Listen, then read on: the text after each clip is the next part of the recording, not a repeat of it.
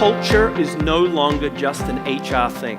It's a business thing. It's a main thing. That culture was merely the collective mindset and attitude of all of your people in a company, a workplace, a team, or a department. The next sort of aha sort of development as we started to think about that was that if culture is this mindset and attitude influences behavior, therefore behavior is what you're seeing, good and bad, in so many organizations today. And then as this advent of customer experience came out, it started to click.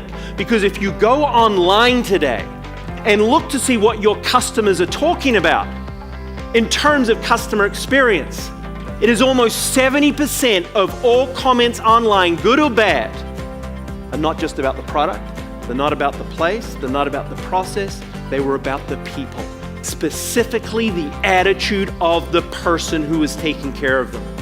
And you see the key part, and if you look at this quote, is that these actions, these attitudes and behaviors was creating your reputation online. 60% of consumers didn't complete a purchase last year. Why? Because of poor customer service and employee attitude. That directly goes to the bottom line. 47% of the workplace says, it's a good time to look for a job right now. 51% of your workforce is looking for jobs. Guess what? That's mindset and attitude. It's how they feel about you, your brand, and what they do every day. So attitude matters. But it's about operating income, earnings growth. And as I say in my book, the bottom line is culture is a business thing that single-handedly can drive your bottom line today. It's about profitability. The question is not, do you have a culture? The only question is, do you have the culture that you want, that your customers love, and that your employees rave about? You see, I think it's the most important thing today because, values define how you act and interact with others, your customers, and even the company. Don't you think this how is kind of important? And yet managers don't talk about it.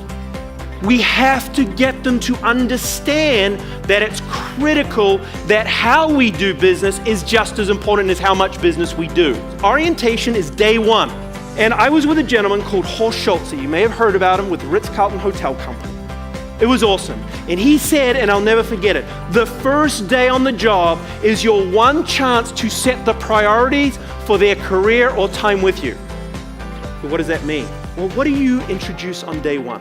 Because many times I go to companies and on the first day, what does an employee do? Fills out paperwork. What's the priority? Fill your paperwork out. Then you do all the rules. Some of them apply, some of them don't apply. What's the priority? Follow the rules. Or on day one, we throw them straight out onto the front line. And so what's the priority? Do whatever it takes. Orientation should be an experience. Our obsession with performance management is hurting our ability to maximize talent. Why?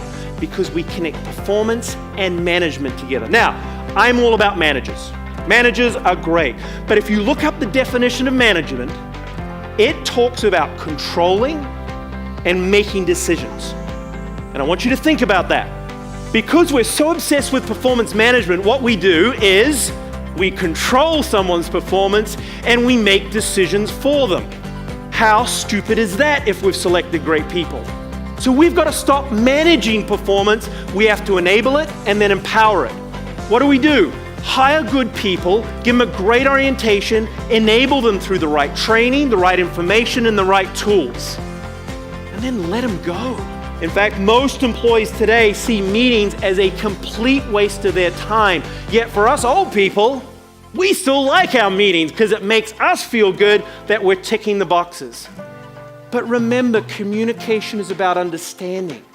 And if I stand up here in 45 minutes, half your employee group will walk out the door and fall asleep because that's not their preferred method. They need to process it in their way. So therefore, your challenge is communicate as many different ways as possible. Listening and multitasking are really, really, really bad combination. And yet, too many managers are asking their employees to come in, sit in my office, tell me all your problems. Oh, don't worry, I can listen and write on my computer and answer text messages and do emails at the same time. Bullshit. And you know how we know? Because every employee is saying so. It is now becoming one of the most disrespectful practices in business.